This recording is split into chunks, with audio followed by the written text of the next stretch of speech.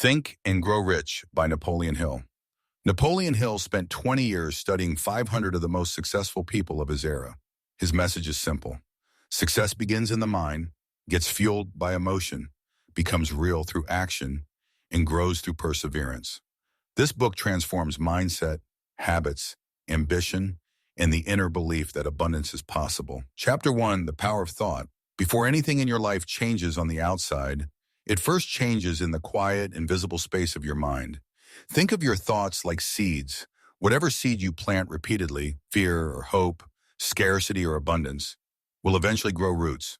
Hill is your narrator here, gently reminding you that your mind is not a passive container. It is a powerful engine. When you realize that you are in charge of what you feed your mind, life stops feeling like something that happens to you and becomes something you are actively shaping. Chapter 2. Desire. Picture a fire burning intensely, so bright and hot that nothing can put it out. That is what desire must feel like. Not a whisper, not a vague wish, but a decision you feel with your whole chest. Hill brings us stories of men who didn't just hope, they staked their lives on a dream. He wants you to ask yourself, what do you want so badly that you're willing to hold on to it even when nothing seems to be working? Desire becomes the birthplace of courage. Chapter 3, Faith. Faith isn't religious here. It's emotional certainty. It's closing your eyes and seeing the life you want so clearly that you start to feel it as if it already exists. This chapter feels like a hand on your shoulder.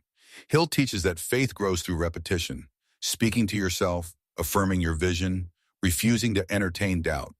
Over time, belief becomes a habit, a muscle, a shield. Chapter 4. Auto-suggestion. Imagine your mind as a personal assistant that listens to everything you say. If you declare, "I never succeed," it quietly responds, "Understood," and behaves accordingly. But if you speak possibilities, your subconscious begins rearranging your world to match those words. Hill wants you to become intentional about the story you tell yourself. It's the difference between being your own enemy and being your strongest ally. Chapter 5, Specialized Knowledge. Success doesn't come from knowing everything. It comes from knowing the right things. Hill invites you to think like a builder. What tools, skills, and people do you need to assemble your dream? You don't have to be the expert in every area. Sometimes the smartest move is to learn just enough to identify who can help you go further, faster. Chapter 6, Imagination.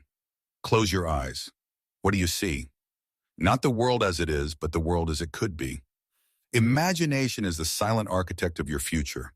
Hill explains that your mind is a workshop, a place where you can redesign your life long before reality catches up. The ideas that come to you, the visions that feel too bold or too strange, that is creativity whispering, nudging you toward what's possible. Chapter 7, Organized Planning. A dream without a plan is like a house without a foundation. It collapses under pressure. Hill becomes almost practical here, urging you to treat your goals like projects. Break them down, build a team, review what's working, discard what isn't. You don't fail because the dream is wrong. You fail when you cling to a strategy that no longer serves you. Planning is flexible. The vision is fixed. Chapter 8, Decision. How many dreams have I in the waiting room of hesitation? Hill doesn't sugarcoat this chapter. He tells you bluntly, successful people decide quickly. Not recklessly, but with confidence.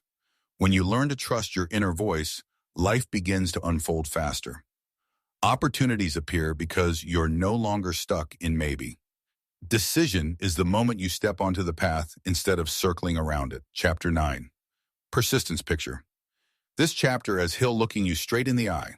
Persistence is where most people fall, not because they lack talent, but because they lack endurance. Success often arrives just after the moment you wanted to quit. Persistence isn't just showing up, it's believing while you show up, even when the world gives you no evidence that things are working. This chapter is the heartbeat of the entire book. Chapter 10, The Mastermind. You are powerful, yes, but you are even more powerful when you surround yourself with the right people. Hill describes a kind of mental electricity that sparks when minds unite toward a shared purpose. This chapter invites you to choose your circle intentionally. Some people drain your energy, others multiply it. You rise faster when you are lifted by collective strength. Chapter 11. The mystery of sex transmutation. This chapter can sound unusual, but Hill's message is simple. Your emotional and creative energy is fuel. Passion is power. When you channel your emotional intensity, your drive, affection, longing, excitement, into your goals, you operate on a level far above average. It's not about avoiding desire, it's about directing it. Chapter 12. The subconscious mind. If your conscious mind is the captain, your subconscious is the ship. It follows your commands, especially the repeated ones. Hill describes the subconscious as the bridge between your desires and their physical expression. It listens, absorbs, stores, and responds. Your job is to feed it the thoughts that align with the life you want. Chapter 13. The brain. Hill paints the brain not just as an organ, but as a broadcasting and receiving station for thoughts. When your emotions intensify your thoughts, they vibrate with greater power.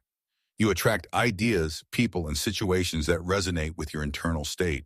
Your brain becomes a magnet, drawing what matches your mindset. Chapter 14, The Sixth Sense. This is Hill at his most mystical.